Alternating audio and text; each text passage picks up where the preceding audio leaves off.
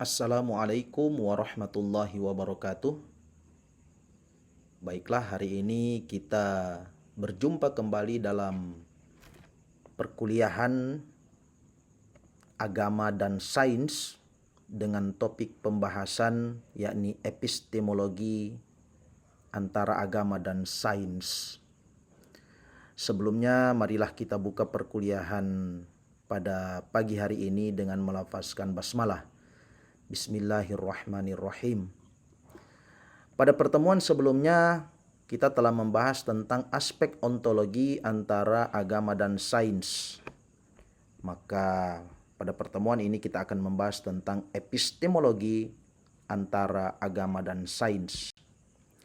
Tentunya sebelum kita masuk pada pembahasan tentang epistemologi antara agama dan sains, ada baiknya kita bahas terlebih dahulu adalah apa yang dimaksud dengan epistemologi. Epistemologi adalah cabang filsafat yang mempelajari tentang sifat, asal-usul atau sumber, metodologi, dan juga batasan pengetahuan. Dari aspek bahasa, epistemologi sendiri berasal dari bahasa Yunani yang terdiri dari dua kata, yakni episteme yang berarti pengetahuan dan juga logos yang berarti ilmu atau studi. Jadi artinya bahwa epistemologi adalah ilmu atau studi yang berkaitan tentang pengetahuan.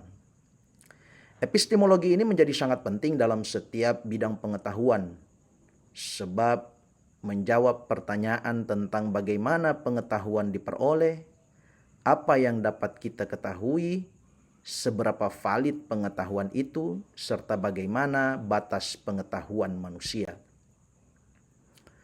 Adapun terkait tentang sumber pengetahuan dan metode yang diperoleh dalam pengetahuan di dalam agama, yang pertama, sumber pengetahuan dalam agama tentunya berangkat dari kitab suci. Selain itu juga dari teks-teks keagamaan yang dikaji.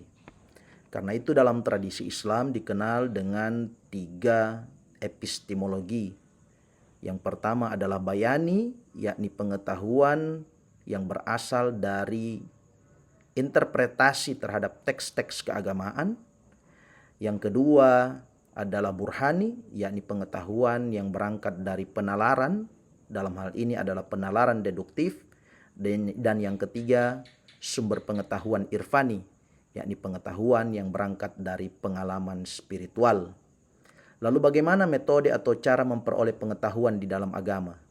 Di dalam agama, pengetahuan diterima lewat iman, dibangun keyakinan lewat doktrin, serta adanya penafsiran atas teks-teks keagamaan itu sendiri. Adapun validitas pengetahuan dalam agama selalu berdasarkan keyakinan atas kebenaran wahyu, serta bersifat mutlak dan tidak terbuka untuk diuji secara empiris. Kita masuk pada pengetahuan atau epistemologi dalam sains. Di dalam sains, pengetahuan diperoleh lewat observasi, experimental scientist, dan juga penalaran induktif. Adapun metode atau cara dalam memperoleh pengetahuan di dalam sains adalah lewat pengamatan, pengumpulan data, pengujian, hipotesis, dan analisis terhadap hasil data itu sendiri. Sementara validitas pengetahuan di dalam sains berdasarkan bukti empirik yang dapat diuji kembali.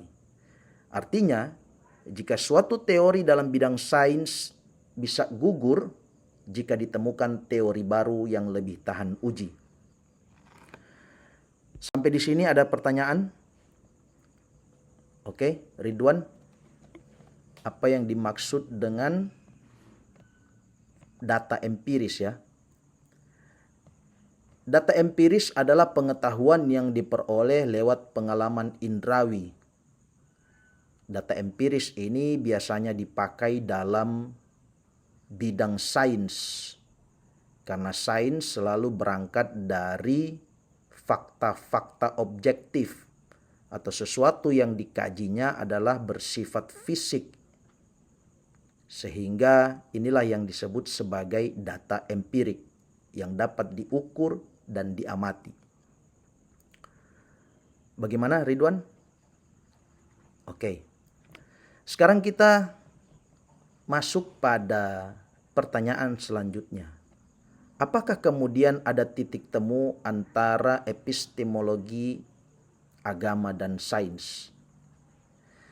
Meskipun tentunya cara memperoleh pengetahuan keduanya memiliki prinsip yang berbeda, tetapi kita bisa menemukan titik temu di antara keduanya.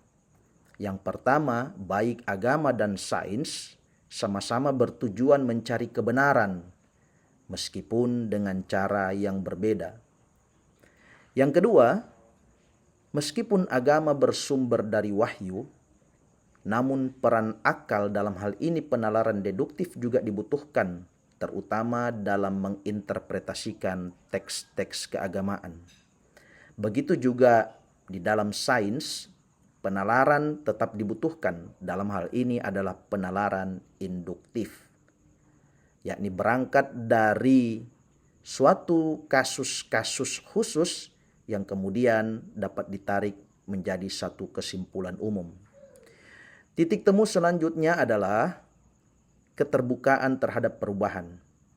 Meskipun mungkin dalam kajian agama, pokok-pokok dalam agama itu selalu bersifat mutlak, tetapi dalam kaitan soal pemikiran agama selalu membuka ruang untuk melakukan interpretasi keagamaan sesuai dengan perubahan zaman dan juga tempat.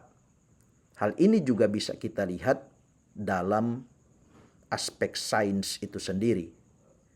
Sains senantiasa melakukan uji coba kembali untuk menjawab perubahan-perubahan yang terjadi di dalam kehidupan manusia. Oke, baik, sampai di sini perjumpaan kita pada perkuliahan ini. Mudah-mudahan kita semua bisa memahami terkait tentang epistemologi antara agama dan sains. Demikian, wassalamualaikum warahmatullahi wabarakatuh.